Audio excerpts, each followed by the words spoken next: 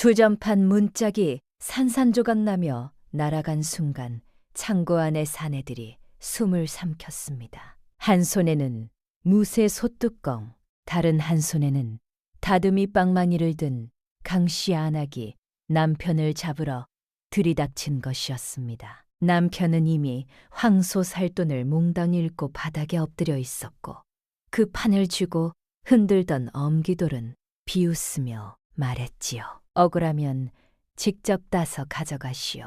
모두가 그녀를 비웃었습니다. 밭이나 매던 안악이 패를 알 리 없다고 생각했기 때문입니다. 그러나 집문석까지 걸린 마지막 판, 엄기돌의 손목이 슬쩍 움직인 그 찰나 그녀의 눈빛이 차갑게 번뜩였습니다. 동작 그만. 무슨 수작이냐? 내가 빙다리 핫바지로 보이느냐?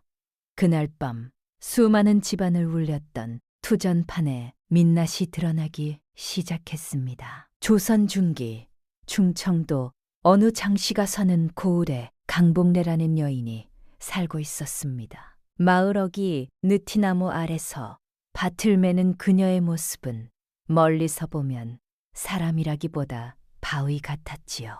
오죽하면 산에서 내려오던 멧돼지가 복례의 등판을 보고 진짜 바위인 줄 알고 방향을 틀었다는 소문까지 돌았겠습니까? 그녀가 우물가에 나타나면 수다를 떨던 아낙네들이 홍에 갈라지듯 길을 터주었고 고을 사람들은 그런 복례를 두고 가히 강장군이라 불렀습니다. 솥뚜껑만 한 손바닥으로 한 번 휘두르면 장정 서너씩 낙엽처럼 날아간다는 말이 돌 정도였으니 그야말로 이 고을에서 모르는 이가 없는 전설 같은 여인네였습니다. 그러나 힘이 세다고 해서 모두가 그녀를 우러러본 것은 아니었습니다. 장터의 사내들은 그녀가 지나가면 슬쩍 비웃으며 말하곤 했지요. 힘만 세면 뭐하나, 노름판에 앉히면 배 한 장도 못 읽을 텐데. 복례는 그런 말을 들어도 조용히 호미를 쥔 손에 힘을 줄 뿐이었습니다. 복례에게는 남들이 잘 모르는 버릇이 하나 있었습니다. 장터에 나가면 그녀는 물건값보다 먼저 사람 손을 보았습니다. 저울추를 살짝 누르는 장사치, 엽전을 세며 손가락 사이에 한딕을 감추는 아이까지 복례의 눈은 그런 것을 이상하게 놓치지 않았습니다. 한 번은 기름장수가 돼지를 속이려 하자 복례가 말없이 그의 손목을 붙잡았습니다. 거기 손가락 밑에 숨긴 한 대부터 도로 넣으시오. 그날 이후 장터 사람들은 복례 앞에서는 저울질을 함부로 하지 못했습니다. 그 무렵 장터 한쪽에는 늘 말없이 앉아있는 늙은 쌀장수가 있었습니다. 예전에는 제법 큰 되를 굴리던 사람이었으나 어느 날부터인가 가게가 반쯤 비어 있었습니다. 사람들은 그가 어느 투전판에서 쌀값을 몽땅 잃었다고 수군댔지만 누구도 그 판에 대해 입 밖에 내지는 못했습니다. 헌데 세상만사 공평하다 했던가요?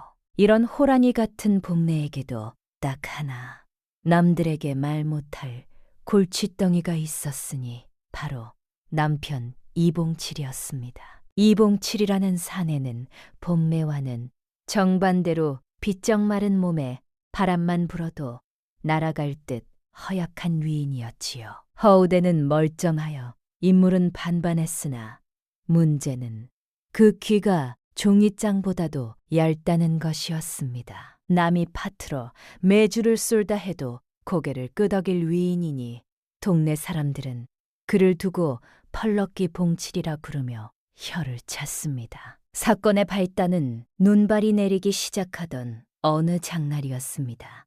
봉칠이 장터에 나갔다가 우연히 투전판을 기웃거리게 된 것이 화근이었지요. 그곳에는 엄기돌이라는 자가 판을 벌리고 있었습니다. 이 고을에서 내로라 하는 타짜였으니 사람의 눈빛만 봐도 주머니 두께를 가늠한다는 소문이 자자한 자였지요. 그가 봉칠의 멍청해 보이는 눈빛과 헐렁한 옷매무새를 단번에 알아채고는 먹잇감을 노리는 독사처럼 혀를 날름거렸습니다. 그는 짐짓 친한 척 어깨동무를 하며 달콤한 말을 속삭였지요. 아이고 형님, 인상이 아주 대박이 터질 관상입니다. 오늘 일진이 좋아 보이는데 재미삼아 딱 한 판만 해보시지요. 혹시 잃더라도 제가 본전은 챙겨드리리다. 봉칠은 그 말에 홀라당 넘어가 쌈짓돈 몇 푼을 걸었습니다. 헌데 이게 웬일입니까? 엄귀돌이 초심자를 낳기 위해 일부러 져준 덕에 봉칠은 순식간에 돈을 2배로 불리게 되었습니다. 엽전이 우수수 쏟아지니 평생 흙 파서 돈 벌던 봉칠의 눈이 뒤집히고 만 것입니다. 날 저녁 봉칠은 복내 앞에서 의기양양하게 고기 반 근을 내놓으며 큰 소리를 쳤습니다. 임자, 내가 이제 돈 버는 기술을 터득했네. 파칠이고 뭐고 다 때려치워. 내가 조만간 고래등 같은 기와집 한 채 떡하니 지어줄 테니 당신은 손에 물 한 방울 묻히지 말고 안방마님 소리나 듣고 살게나. 복례는 기가 막혔습니다. 평소 호미질 한 번 제대로 안 하던 양반이 어디서 돈이 났나 싶어 캐물었으나 봉칠은 천기누설이라 말 못한다며 얼버무릴 뿐이었습니다. 그날 밤 밥상을 물린 뒤 복례는 조용히 물었습니다. 여보, 돈이란 땀으로 벌어야 오래 가오. 너무 쉽게 들어오는 돈은 반드시 쉽게 빠져나가는 법이오. 봉칠은 웃으며 손사래를 쳤습니다. 임자도 참, 내가 이제 운이 트였다니까 그러네. 복례는 더 말하지 않았습니다. 그러나 그날 밤 그녀는 등잔불 아래 오래도록 잠들지 못했습니다. 그런데 말입니다. 다음 장날에도 그 다음 장날에도 봉칠이 돈을 들고 왔습니다. 처음보다 더 많은 엽전이었습니다. 심지어 어느 날은 고기를 한 덩어리 사왔고 그 다음에는 복례가 눈여겨보던 배 한 피를 사왔습니다. 봉칠은 어깨를 으쓱이며 내가 말했지 않소. 이제 기와집은 따놓은 당상이라고 했습니다. 복례는 점점 마음이 흔들리기 시작했습니다. 설마 이 펄럭기 양반이 진짜 돈 버는 재주를 터득한 것인가? 봉칠은 연거푸 사흘을 돈을 들고 왔습니다. 그러니 네 번째 장날에는 복례도 내심기대를 품은 채 저녁을 준비했습니다. 그날 밤 봉칠이 돌아오지 않았습니다. 자정이 지나도록 봉칠의 그림자조차 보이지 않았습니다. 복례는 초를 켰고 바느질을 하며 기다렸습니다. 닭이 울고 나서야 봉칠이 비틀거리며 들어섰는데 손에는 아무것도 없었고 얼굴은 흙빛이었습니다. 그는 아무 말 없이 쓰러지듯 누웠습니다. 복례는 아무것도 묻지 않았습니다. 묻지 않아도 알 것 같았기 때문입니다. 하지만 그 안에서 무언가가 부러지는 소리가 들렸습니다. 꼬리가 길면 밟히는 법. 봉칠의 행동은 날이 갈수록 수상해졌습니다. 새벽같이 나가서 밤이 이슥해서야 들어오는가 싶더니 이제는 들어오지 않는 날도 생겼습니다. 그리고 집안의 물건들이 하나둘 발이 달린 듯 사라지기 시작한 것입니다. 제사상에 올리는 눕수저가 없어지더니 다음에는 봄내가 아끼던 다듬이 빵망이가 급기야는 겨울을 나려고 짜둔 무명천 한 필까지 감쪽같이 사라졌습니다. 처음에 사왔던 고기도 배도 엽전도 전부 어디로 갔는지 흔적도 없었습니다. 돌아온 것은 이득이 아니라 구멍뿐이었습니다. 복례는 속이 부글부글 끓어올랐습니다. 범인은 안 봐도 뻔했으나 혹여 남편 기를 죽일까 싶어. 흑은 자신이 너무 닥달하면 저 유약한 양반이 집이라도 나갈까 싶어 모른 척 꾹꾹 눌러 참았습니다. 인내심은 마치 화라산이 터지기 직전의 고요함과도 같았지요. 그러던 어느 날 밤이었습니다. 잠결에 목이 말라 일어난 복례는 옆자리가 서늘하게 비어있는 것을 보고 방문을 열었습니다. 달빛이 흐릿하게 비치는 마루 구석에서 봉칠이 혼자 무언가를 중얼거리며 쪼그리고 앉아 있는 것이 보였습니다. 봉내가 숨을 죽이고 살금살금 다가가 보니 봉칠은 손에 투전목 2장을 쥐고 식은땀을 흘리며 혼잣말을 하고 있었습니다. 아이고, 이번엔 꼭 칠 텐데 딱 한 번만 더 하면 잃은 거 다 찾고 본전 뽑는데. 봉례의 굵은 눈썹이 꿈틀했습니다. 그제야 모든 것이 한꺼번에 이해되었습니다. 처음에 돈을 들고 왔던 것도 사기였고 영거푸 이겼다는 것도 더디였으며 그 사이 집안 물건이 하나씩 사라진 것도 다 이 판 때문이었습니다. 봉칠이 그 무섭다는 노름, 그것도 집문서 날리기 딱 좋다는 투전판에 발을 들인 것이 분명했습니다. 봉례는 당장이라도 방문을 박차고 나가 소뚜껑만 한 손바닥으로 남편의 등짝을 후려치고 싶었으나 주먹을 꽉 쥐며 참았습니다. 지금 섣불리 건드렸다가는 저 얇은 귀를 가진 양반이 겁을 먹고 도망치거나 홧김에 더 큰 사고를 칠지도 모른다는 불길한 예감 때문이었습니다. 보자, 내 황소 살 돈에 손만 대봐라. 그날은 네 제삿날인 줄 알아. 봉례는 다시 방으로 들어와 뒤주 깊숙한 곳을 확인했습니다. 다행히 그녀가 1년 내내 남의 집 빨래를 해주고 산에서 약초를 캐며 푼펌이 모은 내일 장날에 황소 살돈 주머니는 무사히 그 자리에 있었습니다. 봉례는 그 주머니를 꺼내 가슴에 품었습니다. 뒤주에 두면 안 된다.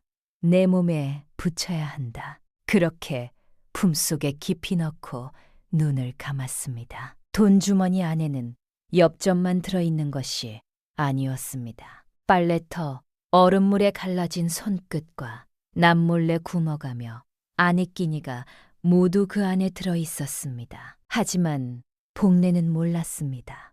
노름에 미친 사람의 눈에는 보이는 게 없으며 이미 이성을 잃은 도박꾼에게는 가족도 미래도 보이지 않는다는 사실을. 다음 날 아침 닭이 울기도 전인 새벽이었습니다. 봉칠의 눈이 번쩍 뜨였습니다. 머릿속에는 오직 하나, 어제 엄귀돌에게 잃은 돈을 되찾아야 한다는 생각뿐이었습니다. 눈앞에 투전목이 아른거리고 귀에는 한 판만 더하면 대박이다 라는 엄귀돌의 환청이 들려왔습니다.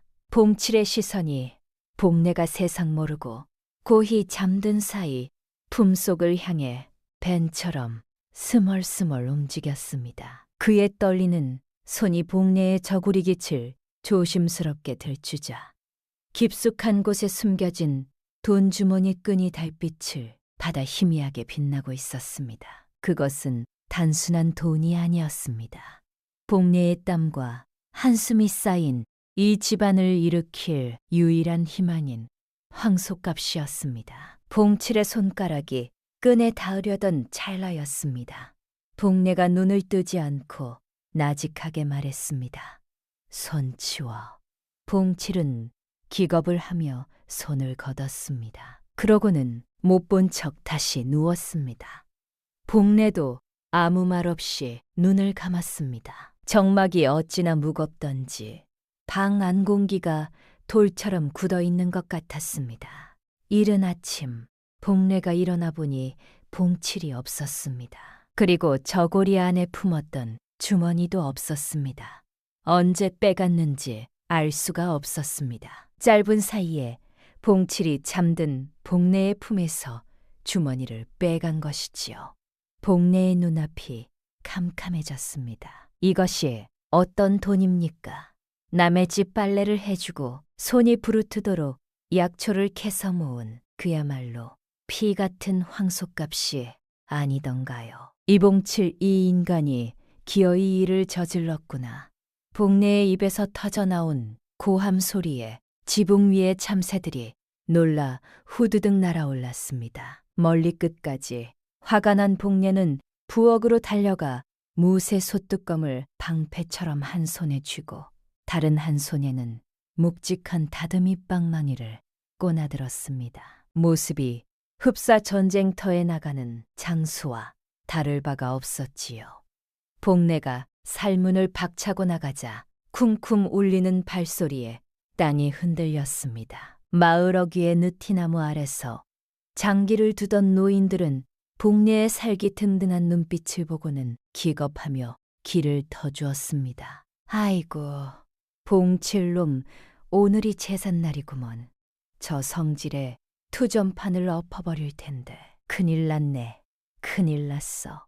복내는 동네 사람들의 수군거림 따위는 안중에도 없었습니다. 그녀의 발걸음은 거침없이 장터 뒷골목 으슥한 창고를 향해 돌진하고 있었습니다. 그 시각 엄기돌이 운영하는 투전판은 매캐한 담배 연기와 땀 냄새로 가득 차 있었습니다. 창고 안쪽 구석에는 이봉칠이 넋이 나간 얼굴로 바닥을 기고 있었습니다. 새벽같이 들고 나온 돈 주머니는 이미 엄기돌의 전대 속으로 들어간 지 오래였고 봉칠의 앞에는 빈털터리 신세만이 남아 있었지요.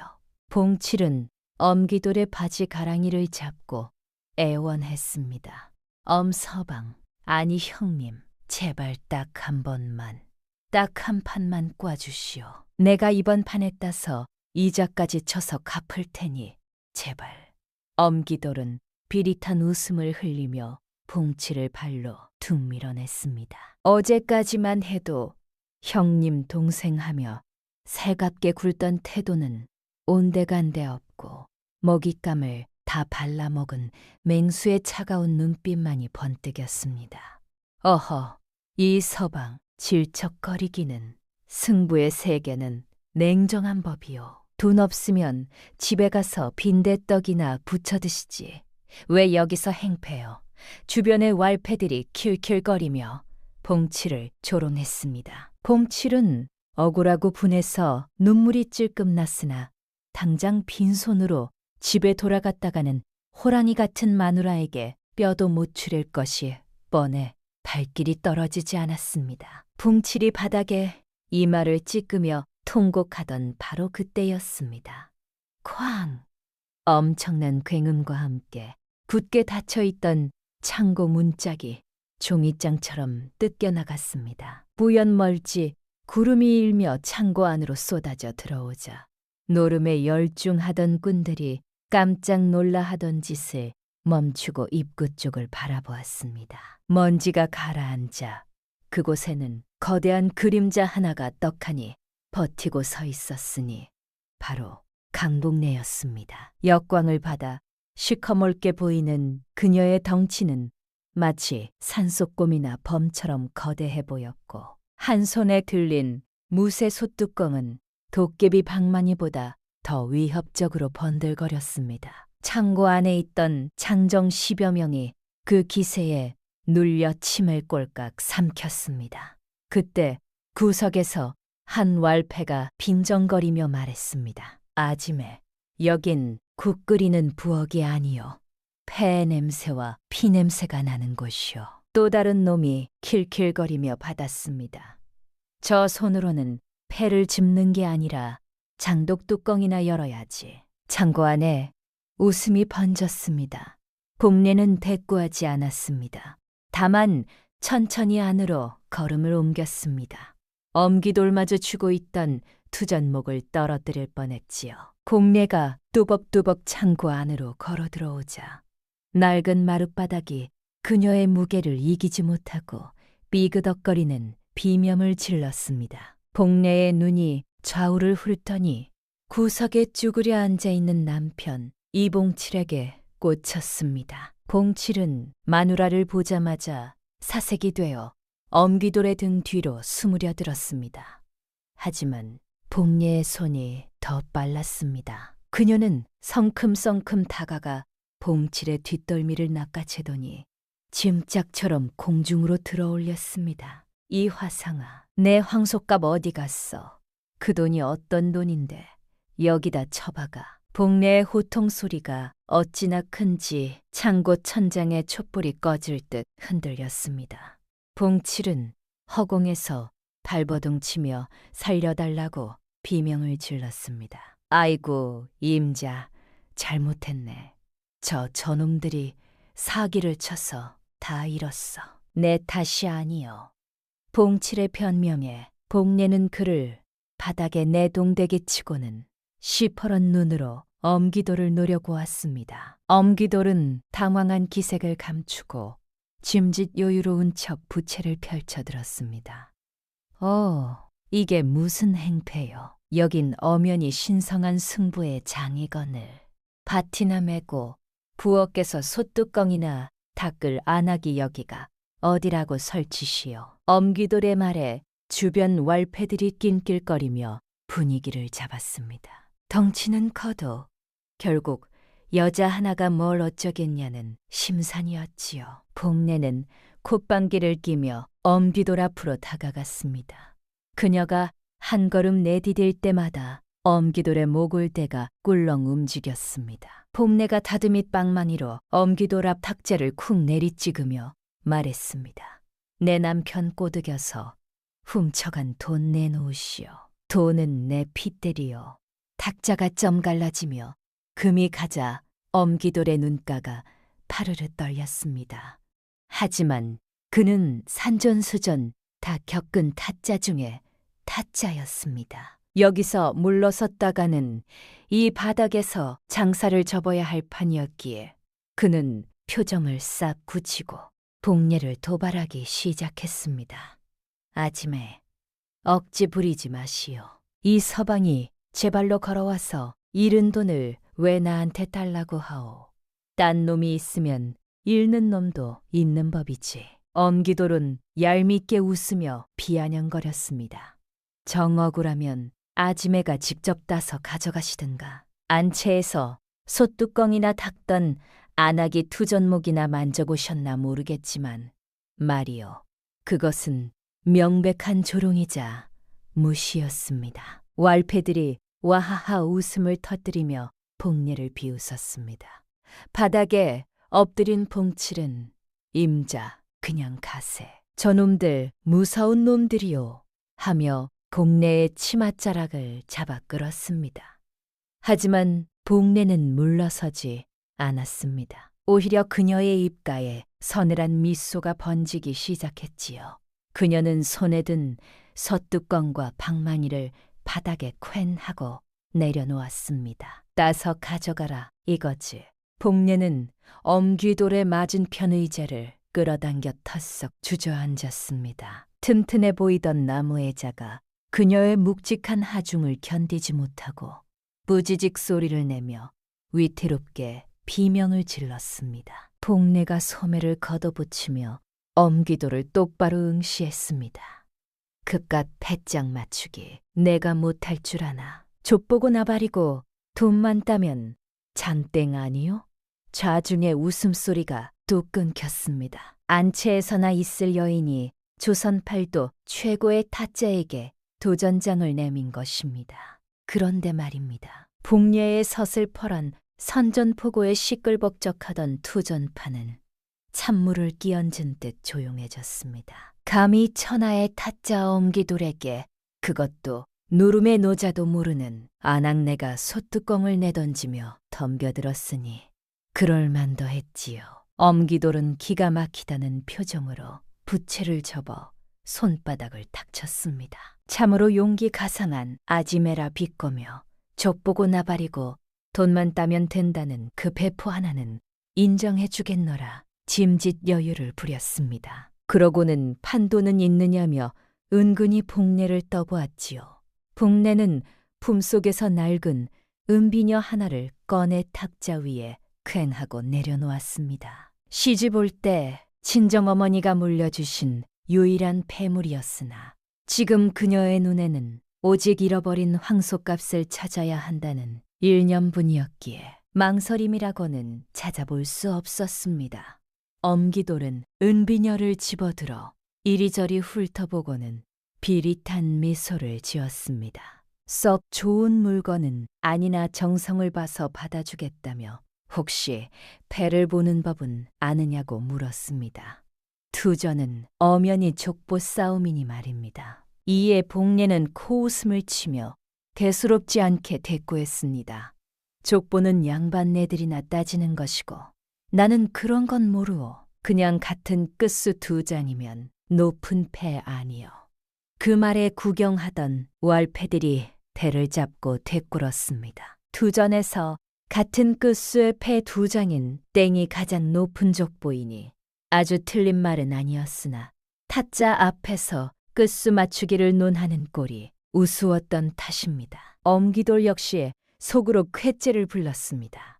제 발로 걸어들어온 먹잇감이 제 풀에 지쳐 쓰러질 것이 뻔해 보였으니까요. 패가 돌려지자 복례는 솥뚜껑만 한 손으로 조망만 한 투전목 2장을 집어들었습니다. 평소 묵직한 홈이나 남만 잡던 손에 종이장같이 가벼운 패가 들어오니 영 손맛이 살지 않고 자꾸만 미끄러져 빠져나가려 했습니다. 복례는 미간을 찌푸리며 이것이 기름 바른 미꾸라지 마냥 미끌거려 밀가루 반죽처럼 찹감기는 맛이 없다고 투덜거렸습니다. 그러고는 습관적으로 투전목을 손바닥 안에서 꽉 쥐었다 폰다 하며 주물럭거리기 시작했습니다. 마치 명절날 송편 반죽을 빚듯이 꾹꾹 눌러대니 밭달하던 투전목이 금세 쭈글쭈글하게 휘어질 지경이었습니다. 험만 꼴을 본 엄기돌이 질색하며 패를 떡 주무르듯 하면 다 구겨져서 못쓰게 되니 살살 좀 다루라고 소리쳤습니다. 하나 복례는 들은 척도 하지 않고 내 돈 내고 하는 판인데 무슨 상관이냐며 시끄러우니 패나 까보라고 욕박질렀지요. 복례는 쥐고 있던 패를 바닥에 내리꽂았습니다. 큰 어찌나 세게 내리쳤는지 탁자 위에 쌓여있던 엽전들이 튀어오르고 금이 갔던 탁자 다리가 휘청거렸습니다. 복례가 내놓은 패는 10끝 2장 10당이었습니다. 주변이 술렁거렸습니다. 아지매가 운이 억세게 좋다며 수군거렸습니다. 엄기돌은 눈 하나 깜짝하지 않고 자신의 패를 덮었습니다. 첫판부터 기를 죽이면 재미가 없으니 일부러 져주며 살살 꼬드길 심산이었던 것입니다. 그렇게 몇 판이 이어졌습니다. 복례는 룰도 모르고 족보도 몰랐으나 무식할 정도로 단순하게 밀어붙였습니다. 끝수가 같으면 이거 좋은 거지 하며 내리치고 끝수가 다르면 에잉 파토네 하며 패를 집어 던졌습니다. 엄기돌이 기술을 걸어 밑장을 빼려 하면 복례가 파리가 날아다닌다며 솥뚜껑 같은 손을 휘젓는 통에 타이밍을 놓치기 일쑤였고 판돈을 키우려 하면 간 떨려서 못 해먹겠다며 소리를 지르는 통에 작전이 말려들었습니다. 어느새 복례는 잃었던 돈의 반절 가까이를 회수했습니다. 그때였습니다. 엄기돌의 눈에 살기가 돌기 시작했습니다. 이대로 두면 안 된다. 판을 크게 뒤집어야 한다 싶었지요. 그는 한 판의 판돈을 3배로 키웠습니다. 복례는 망설임 없이 받았습니다. 엄기돌이 교묘하게 패를 조작한 것입니다.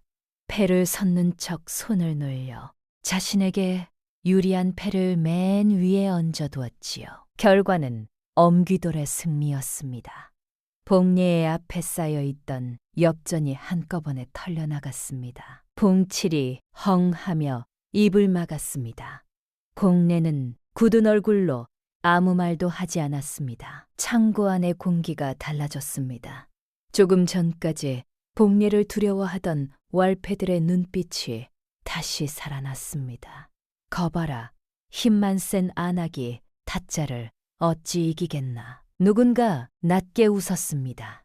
봉칠은 얼굴이 하얗게 질려 복례의 소매를 잡았습니다. 임자, 제발 그만하세. 은비녀까지 이르면 나 정말 죽소. 복례는 대답하지 않았습니다. 그녀의 눈은 빈 손바닥이 아닌 엄기돌의 손목 위에 고정되어 있었습니다. 엄기돌이 여유롭게 웃으며 물었습니다. 이제 그만 일어나시려. 판돈도 다 날아갔으니. 복례는 천천히 고개를 들었습니다. 눈빛에는 분노도 당황도 없었습니다. 그저 차갑고 고요한 무언가가 있었습니다. 아직 은비녀 갓은 안 찾았어. 그 한마디에 창고 안이 다시 조용해졌습니다. 그런데 말이지요. 복내는 방금 진 그 판에서 무언가를 보았습니다. 패를 섞는 엄기돌의 손이 잠깐 왼쪽으로 기울었을 때 열끝 패가 맨 위로 올라오는 것을 다른 사람의 눈에는 보이지도 않았겠지요. 복내의 눈은 달랐습니다.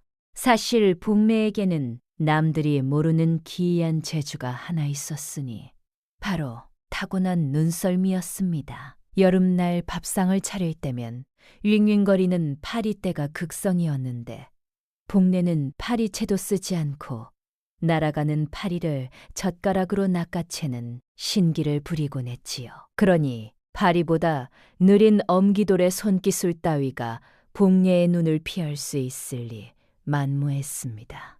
복내가 방금 진 것은 실력이 없어서가 아니었습니다. 패를 읽기 시작한 것은 바로 다음 판부터였습니다. 다음 판부터 상황이 달라졌습니다. 엄기돌이 기술을 걸어 원하는 패를 위해 얹어두면 복례는 소뚜껑만 한 손을 쏙 내밀어 그 패를 망설임 없이 채갔습니다. 아까 섞을 때 보니 이 10끝짜리가 여기로 쏙 들어가더만 복례가 무심하게 패를 뒤집자 10땡이 나왔습니다. 엄기돌은 입을 다물지 못하고 덜덜 떨리는 목소리로 물었습니다. 아니, 그걸 보셨소. 그 빠른 걸. 그러자 복례는 코웃음을 치며 대수롭지 않게 받아쳤습니다.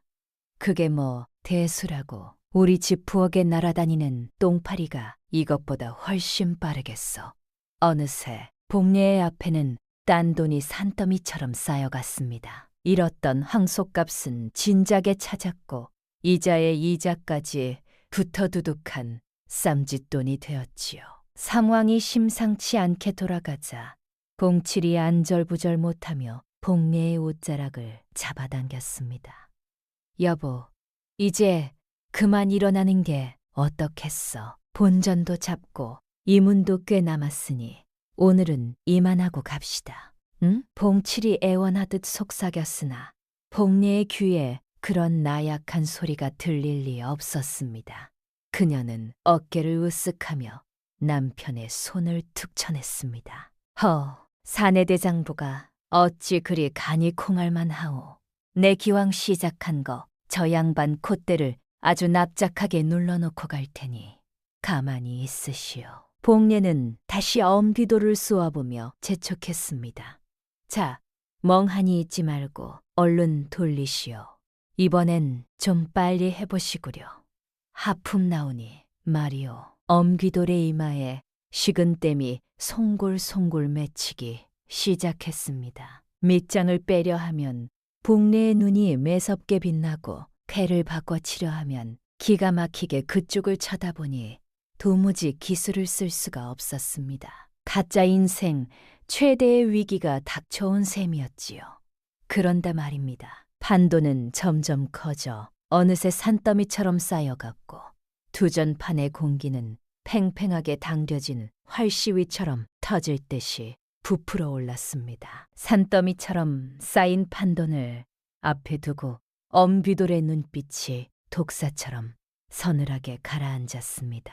잔기술로는 이 괴물 같은 안악을 당해낼 수 없음을 뼈저리게 깨달은 탓입니다. 그는 이제 타짜의 마지막 자존심이라 불리는 탄기술을 쓰기로 마음먹었습니다. 탄이란 패를 섞는 척하며 자신이 원하는 패를 미리 순서대로 끼워 맞추는 그야말로 타짜 기술의 정수라 할 수 있는 속임수였지요. 그는 마른 침을 삼키며 떨리는 손으로 소매 속에 숨겨둔 비잔의 패를 만지작거렸습니다. 하지만 그는 미처 알지 못했습니다. 짐승 같은 감각을 지닌 복례가 이미 그의 미세한 움직임을 하나하나 놓치지 않고 꿰뚫어보고 있다는 사실을 말입니다. 판이 이어지는 사이 엄기돌은 기어이 소매 속의 패를 꺼내 바꿔치기를 시도하려 했습니다. 시선은 복례의 눈을 피하고 왼손으로 짐짓 코를 만지며 주의를 끄는 사이 오른손으로 패를 바꾸는 고난도 기술이었지요. 손목이 슬금슬금 움직이기 시작하던 그 순간 복례가 먹던 호두 알 하나를 엄기돌의 손목 근처에 툭 던졌습니다. 그리고는 무심한 듯 솥뚜껑 같은 손바닥으로 그 호두를 지그시 눌렀습니다.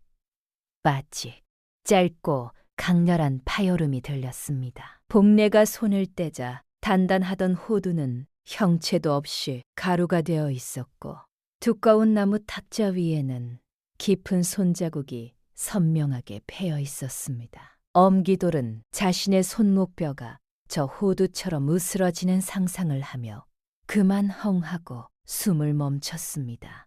심장이 덜컥 내려앉아 손끝이 파르르 떨려왔습니다. 복례가 호두 가루를 후 불어 날리며 나직하게 그러나 뼈가 시리도록 차갑게 말했습니다. 어이쿠, 손이 미끄러졌네. 헌데 대체 손목은 왜 그리 덜덜거리오? 꼭 남의 집 담벼락 넘다 들킨 도둑놈 마냥 말이오. 엄기돌은 사색이 되어 소매 속의 패를 다시 깊숙이 밀어 넣었습니다. 복례의 눈빛은 웃고 있었으나 그 눈동자 깊은 곳에는 수작 부리면 손목을 분질러 버리겠다는 살벌한 경고가 담겨 있었기 때문입니다. 옆에서 지켜보던 봉칠은 침을 쿨꺽 삼켰습니다. 집에서 바가지 긁힐 때 보던 마누라의 기세와는 차원이 다른 그야말로 투전판을 지배하는 여장부의 위압이 느껴졌기 때문입니다. 봉칠은 속으로 생각했습니다. 아이고, 내가 저런 호랑이랑 살고 있었구나. 앞으로는 죽은 듯이 살아야지. 복례는 으깨진 호두 알맹이를 입에 털어놓으며 엄기돌을 턱짓으로 가리켰습니다. 자, 시간 없으니 얼른 까보시오. 이번엔 또 무슨 핑계를 댈지 궁금하구려. 진퇴양난에 빠진 엄기돌. 기술을 쓰자니 손목이 날아갈 것 같고 정직하게 승부하자니 승산이 희박해 보였습니다. 타짜 인생 최대의 위기 앞에서 그는 결단을 내려야만 했습니다. 붉게 충혈된 그의 눈이 흔들리기 시작했습니다. 그런데 말입니다.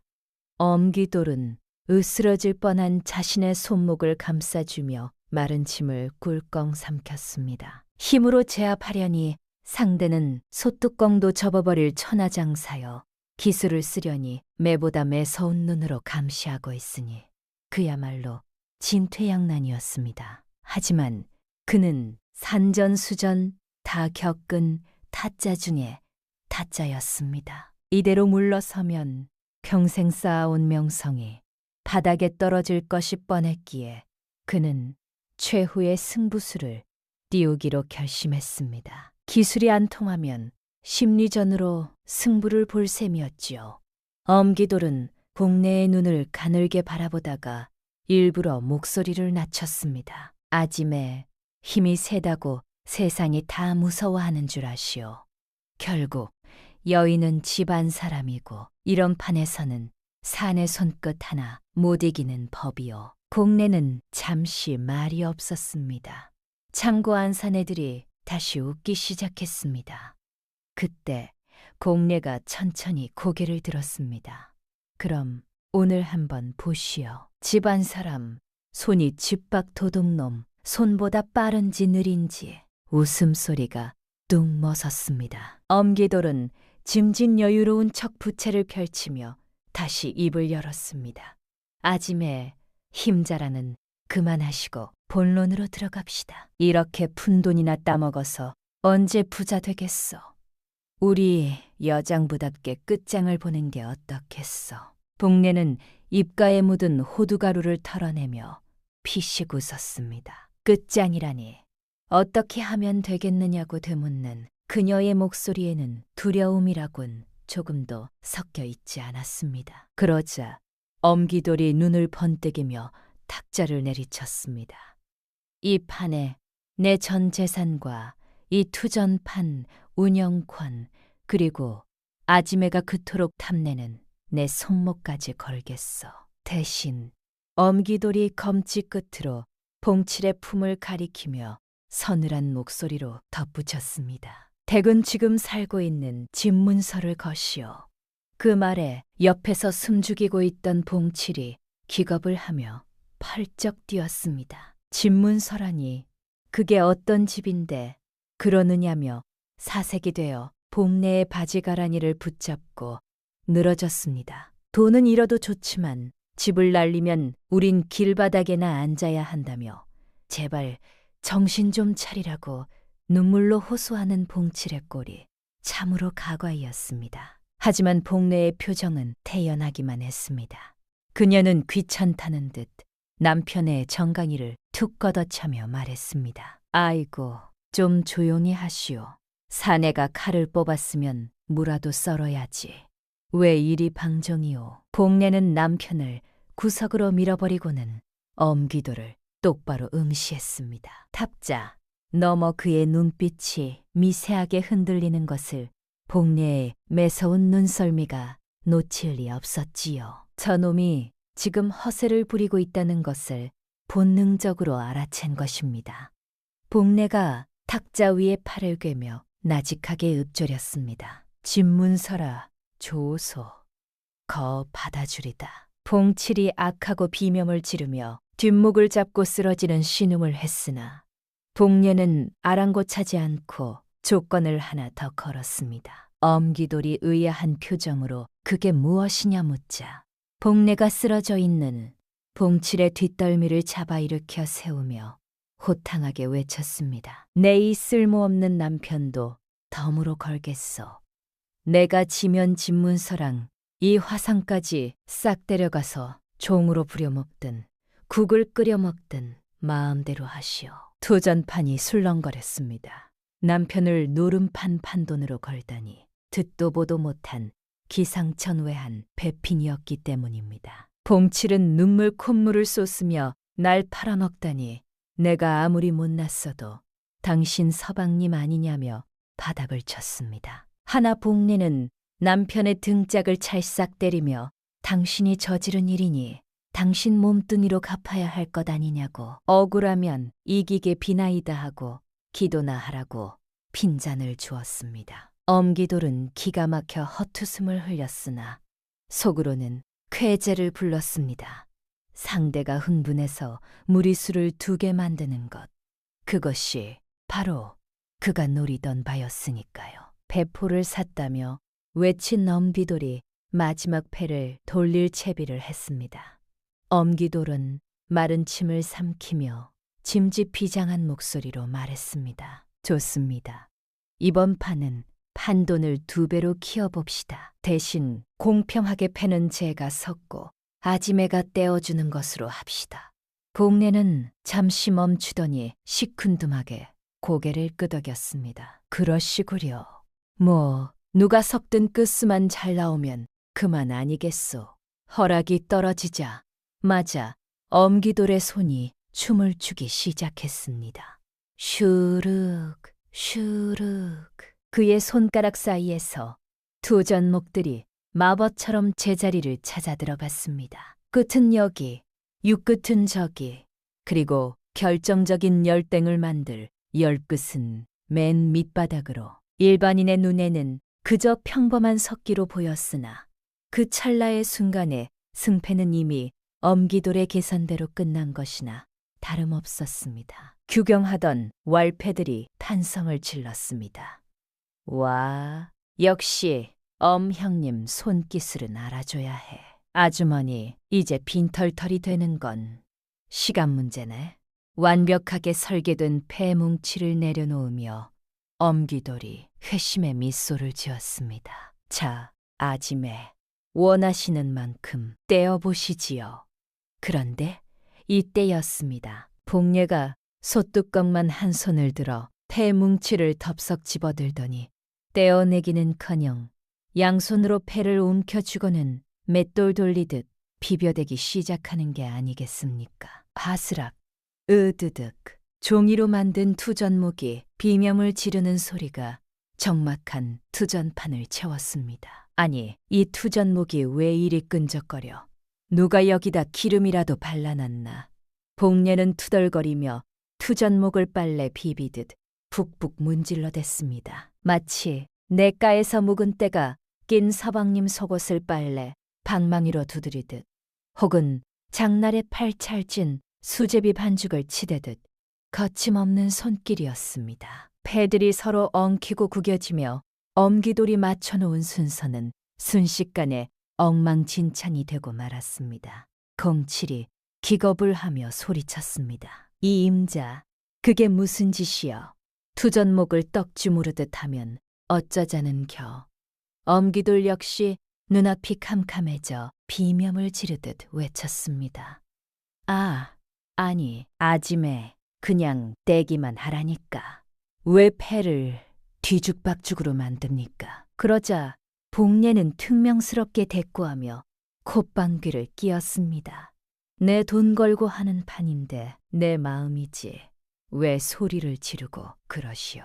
패가 너무 미끄러워서 손에 착착 감기게 좀 섞어주는 게 예의 아니오.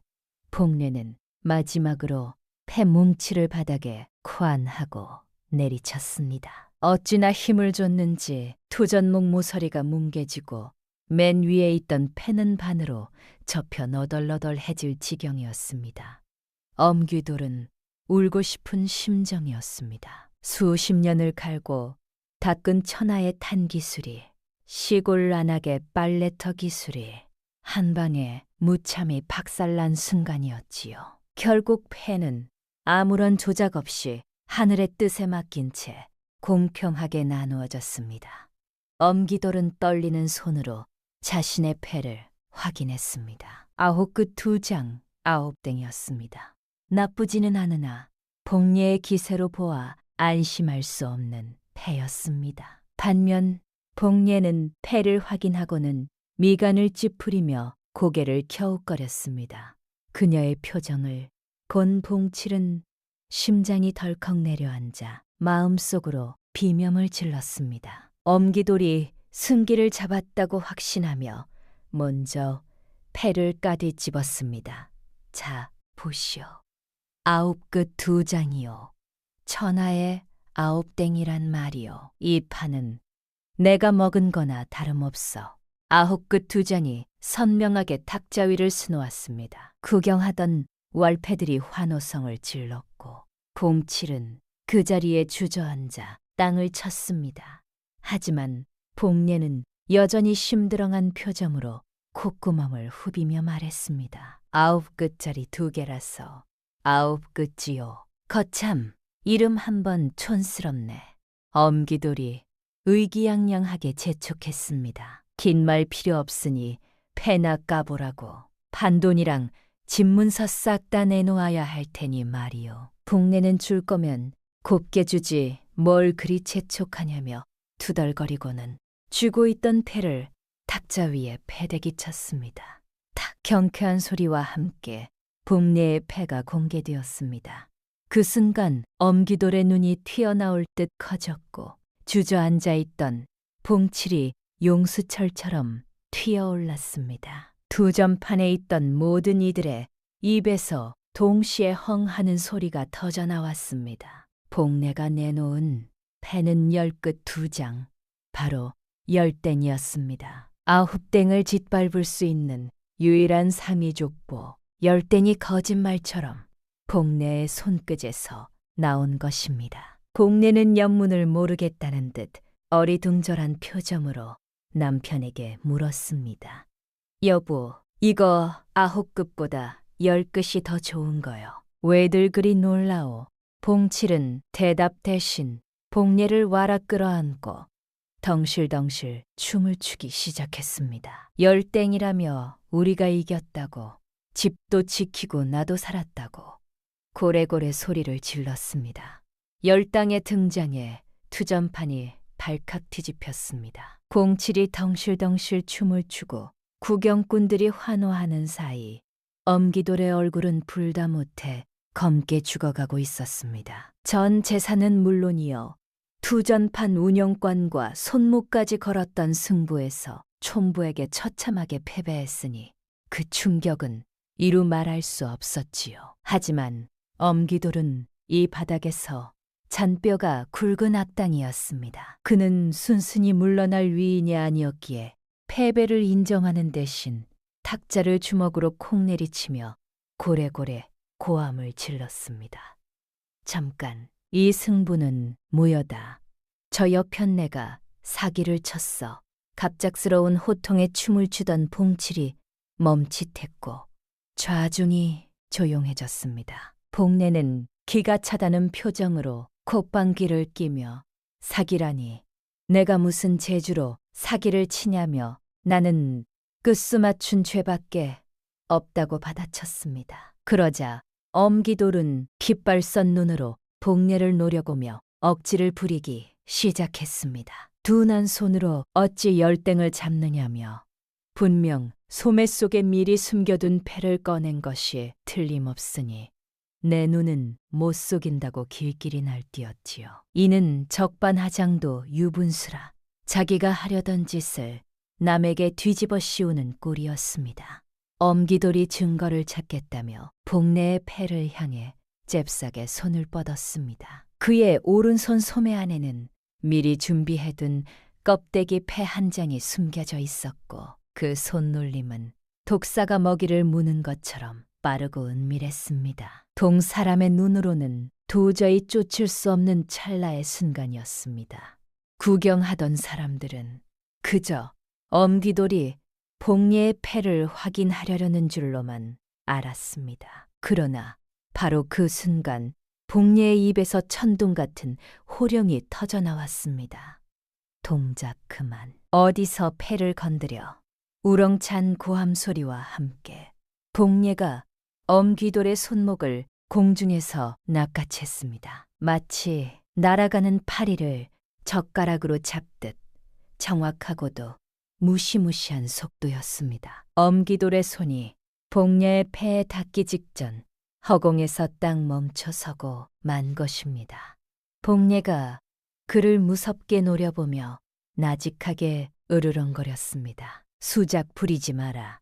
손모가지 날아가기 전에 그 목소리가 어찌나 살벌하고 착감기는지 듣는 사람들의 오금까지 저려올 지경이었습니다. 복례의 소뚜껑 같은 소나귀에 잡힌 엄기돌의 팔목은 금방이라도 부러질 듯 비틀려 있었고 뼈결이 부딪히는 소리가 섬뜩하게 들려왔습니다. 엄기돌은 식은땀을 줄줄 흘리며 이거 놓지 못하냐며 사람 잡는다고 발버둥을 쳤습니다. 하지만 복례는 눈 하나 깜짝하지 않고 잡은 손목을 거칠게 흔들어댔습니다.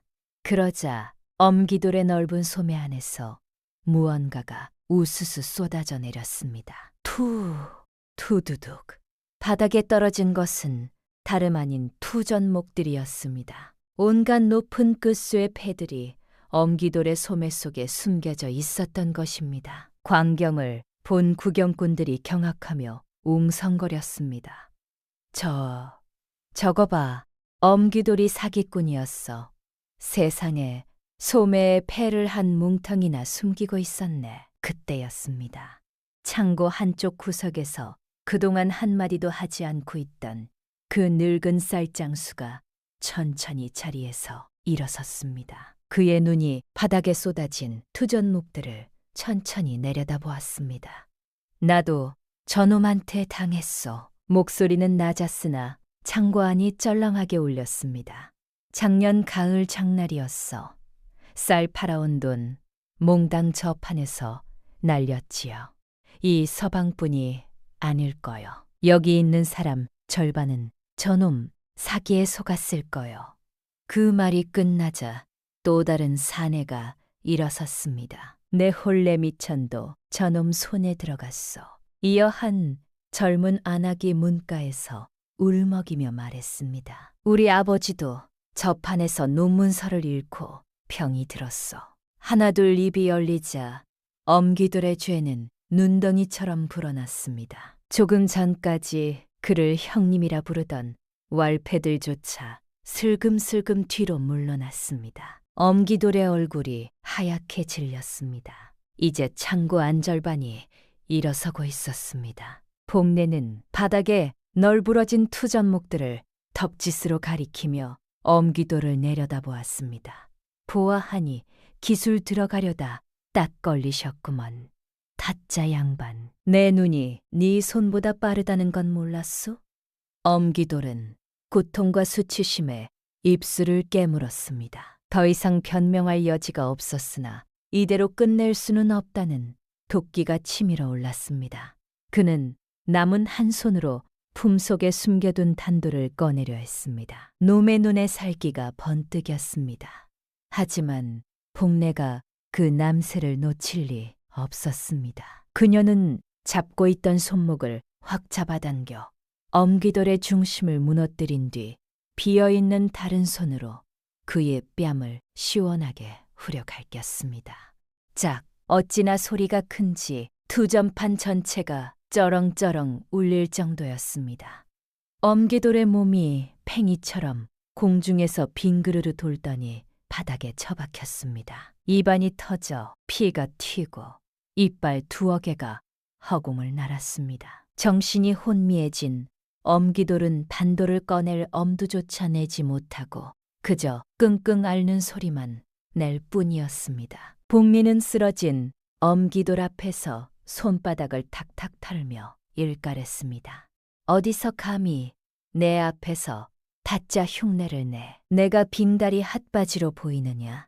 우리 집 개도 밥그릇 가지고는 장난 안 친다. 썩을 놈. 그 서슬퍼런 기세에 주변에 있던 엄기돌의 부하들이 움찔하며 나서려 했습니다. 허나 복내가 무쇠 솥뚜껑을 다시 집어들고 눈을 부릅뜨자 모두가 겁에 질려 뒷걸음질 쳤습니다. 두목을 뺨 한 대에 기절시킨 여장부에게 덤볐다가는 뼈도 못 추릴 것이 뻔했기 때문입니다. 복내는 허리춤에 손을 얹고 공칠에게 호령했습니다. 여보, 멍하니 있지 말고 저기 쌓인 돈이랑 문서들 싹 다 챙기시오. 황소값에 정신적 피해 보상금까지 합쳐서 몽땅 가져갈 테니. 그러고는 아까 일어섰던 쌀장수 쪽을 돌아보았습니다. 복례가 나직하게 말했습니다. 어른도 본전은 찾아가시오. 저 전대에 있을 거요. 쌀장수는 잠시 복례를 바라보다가 천천히 고개를 숙였습니다. 맙소, 아지매. 상황은 완전히 정리되었습니다. 타짜의 얄팍한 사기 기술은 천하장사한하게 압도적인 눈썰미와 손맛 앞에 처참하게 무너져 내렸습니다. 엄기돌이 대자로 뻗어버린 투전판은 태풍에 휩쓸고 지나간 듯 고요했습니다. 조금 전까지만 해도 기세 등등하던 왈패들은 구석에 옹기종기 모여 벌벌 떨고 있었고 반으로 쪼개진 탁자와 공중에 흩날리는 투전목만이 치열했던 승부의 흔적을 보여주고 있었지요. 정적을 깬 것은 다름 아닌 공칠의 부산스러운 움직임이었습니다. 복례의 호령이 떨어지기가 무섭게 봉칠은 바닥을 네 발로 기어다니며 흩어진 엽전과 물건들을 쓸어담기 시작했습니다. 어찌나 손이 빠른지 마치 겨울잠을 앞둔 다람쥐가 도토리를 줍는 것보다 빨랐습니다. 봉칠은 엄기돌이 뱉어낸 물건들 사이에서 익숙한 낡은 주머니 하나를 발견하고는 눈을 번쩍 떴습니다. 찾았다. 내 황소 살돈. 아이고, 내 새끼들아. 내가 너희들을 찾으려고 이 고생을 했단다. 봉칠은 복례가 핏단 흘려 모았던 그 돈 주머니를 볼에 비비며 감격했습니다. 그러고는 옆에 놓인 집문서까지 챙겨 품에 꼭 안았습니다. 하마터면 날릴 뻔했던 집과 소가 모두 돌아온 것입니다. 집문서도 무사하고 본전에 이자까지. 오늘 완전 횡재했네. 횡재했어. 봉칠은 흐르는 눈물을 콧물과 함께 소매로 쓱 닦아내며 바닥에 떨어진 엽전 한 띠까지 알뜰하게 챙겨 돈 보따리에 쑤셔 넣었습니다. 양이 어찌나 많은지 쌀가마니만 한 보따리가 2개나 가득 찰 정도였지요. 모든 정리가 끝나자 복례는 바닥에 놓았던 솥뚜껑과 다듬이 빵망이를 다시 집어들었습니다. 그녀가 무시무시한 눈빛으로 구석에 몰린 월패들을 쓱 훑어보자 사내들은 일제히 비명을 지르며 바닥에 납작 엎드렸습니다. 살려만 주십시오. 다시는 노름판 근처에도 얼씬도 하지 않겠습니다. 저희가 눈이 삐었었습니다, 장군님.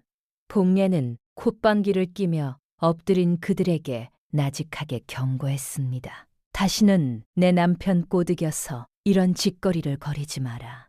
그날은 내 솥뚜껑이 아니라 이 방망이가 너희들 뼈마디 춤을 추게 할 테니 알겠느냐. 왈패들이 예예 명심하겠습니다 하고 멀리를 찍으며 대답했습니다. 복례는 마지막으로 기절한 엄귀돌이 누워있는 탁자다리를 향해 다듬이 빵망이를 가볍게 휘둘렀습니다. 두꺼운 참나무 탁자다리가 단번에 부러지며 와장창 무너져 내렸습니다. 그것은 말이 필요 없는 확실한 경고이자 이 지긋지긋한 투전판의 종말을 알리는 파괴였습니다. 왈패들은 오줌을 지릴 듯 놀라 서로를 부둥켜 안고 벌벌 떨였습니다. 복례는 묵직한 돈 보따리를 한쪽 어깨에 짊어지고 밖으로 나가려다 다리에 힘이 풀려 주저앉아 있는 남편 봉치를 보았습니다. 긴장이 풀린 탓인지 봉칠은 일어날 생각도 못하고 해벌쭉 웃고만 있었습니다. 아이고, 이 화상아, 걸을 힘도 없어. 복례가 혀를 차며 다가가자 봉칠은 배시시 웃으며 팔을 벌렸습니다. 임자, 내 다리가 오징어처럼 흐물거려서 도통 힘이 안 들어가네. 좀 부축해 주구려. 복례는 기가 막히다는 듯 피식 웃더니 남은 한 손으로 봉칠의 허리춤을 낚아챘습니다. 그러고는 쌀가마니를 지게에 올리듯 남편을 번쩍 들어 자신의 널찍한 어깨 위에 척걸쳐 메었습니다. 으악, 임자, 이게 무슨 짓이여. 남사스럽게. 봉칠이 허공에서 발버둥을 치며 소리쳤습니다. 대낮에 아내의 어깨에 짐짝처럼 실려가다니 사내 체면이 말이 아니었기 때문입니다. 하지만 복례는 아랑곳하지 않고 성큼성큼 걸음을 옮겼습니다. 잔말 마시오. 개선장군이 전리품 챙겨가는 길인데 말이 많소. 꽉 잡기나 하시오. 떨어지면 멀리 깨지니까. 복례가 당당하게 투전판 문을 박차고 나오자 밖에서 가슴 졸이며 기다리던 마을 사람들이 눈을 휘둥그레 떴습니다. 괴물 같은 덩치의 아낙네가 한쪽 어깨에는 집채만 한돈 보따리를 다른 쪽 어깨에는 남편을 짐짝처럼 메고 나오는 광경은 그야말로 천하장사의 귀환 그 자체였습니다. 세상에 복례가 해냈어. 저 돈 보따리 좀 봐. 투전판을 아주 통째로 털어왔구먼.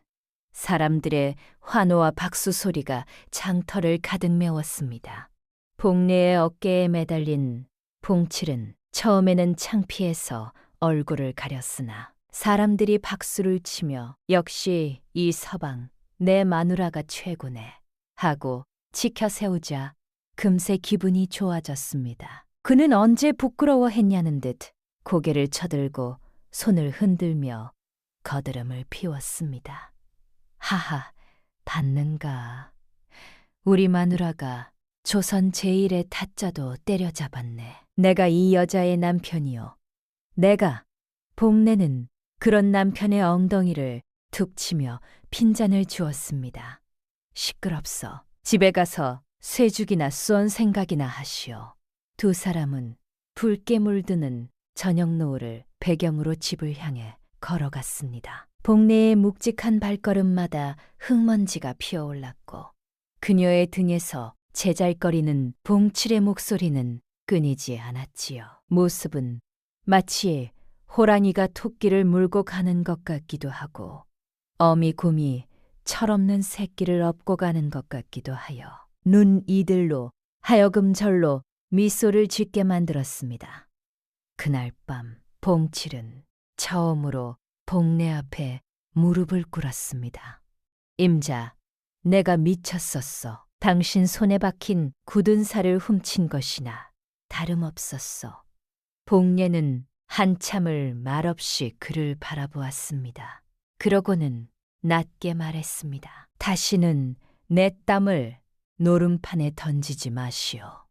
봉칠은 고개를 깊이 숙였습니다. 그날 이후 그는 장터 쪽으로 눈길을 돌릴 때마다 복례에 갈라진 손끝부터 떠올리게 되었습니다. 그로부터 며칠 뒤 복례집 마당에는 마침내 튼실한 황소 한 마리가 새로 들어왔습니다. 털에 윤기가 자르르 흐르고 눈망울이 큼직한 것이 힘꽤나 쓰게 생긴 녀석이었습니다. 복례가 투전판에서 따온 돈으로 산 그토록 바라던 황소였지요. 심지어 돈이 남아 옆집 밭까지 사들였으니 전어의복이란 바로 이런 경우를 두고 하는 말일 겁니다. 봉칠은 이제 완전히 달라져 있었습니다. 새벽 닭이 울기도 전에 일어나 쇠죽을 쑥고 공매가 시키지 않아도 밭에 나가 김을 매느라 허리가 휠 지경이었습니다. 가끔 장터 쪽을 바라보며 옛 생각이 날 때도 있었으나 그럴 때마다 부엌에서 들려오는 복례의 도맞을 소리에 화들짝 놀라 다시 호미질에 열중하곤 했습니다. 다다닥 당. 그 소리가 마치 자신의 등짝을 두들기는 소리처럼 들렸기 때문입니다. 저녁이 되면 복례는 마루에 상을 펴고 메밀국수를 한 사발 말아왔습니다. 07이 냉큼 달려와 평상에 앉으면 두 사람은 말없이 국수를 먹었습니다. 국수를 먹는 봉칠의 얼굴에는 더 이상 누름꾼의 초조함이나 비굴함은 찾아볼 수 없었습니다. 비록 몸은 고달파도 든든한 아내와 듬직한 황소, 그리고 따뜻한 국수 한 그릇이 있는 지금이 그에게는 진정한 열땡과도 같은 행복이었을 테지요. 복례는 국수를 먹는 남편을 바라보며 흐뭇한 미소를 지었습니다. 비록 남편이 사고뭉치에 철부지일지라도 제 짝이라고 챙기는 모습이 영락없는 천생연분이었습니다. 사람들은 그 일을 두고 오래도록 말했습니다. 땀으로 모은 돈은 집을 살리지만 욕심으로 쥔 돈은 결국 손가락 사이로 빠져나간다고. 아무리 약삿바른 손재주라도 제 식구를 지키려는 사람의 눈빛만은 속일 수 없다고 말입니다. 뒤로도 강복래의 무용담은 고을 사람들의 입을 타고 전설처럼 전해졌습니다. 노름에 빠진 남편이 있으면 안악들이 솥뚜껑을 들고 강복례 부르러 간다라고 소리쳤고, 그러면 사내들이 기겁을 하고 집으로 도망쳐 왔다고 합니다. 그렇게 복례네 집은 황소의 원앙 소리와 부부의 티격태격하는 소리로 언제나 시끌벅적했으나 다시는 가산이 탕진되거나 눈물 흘리는 일 없이 오래오래 행복하게 잘 살았답니다.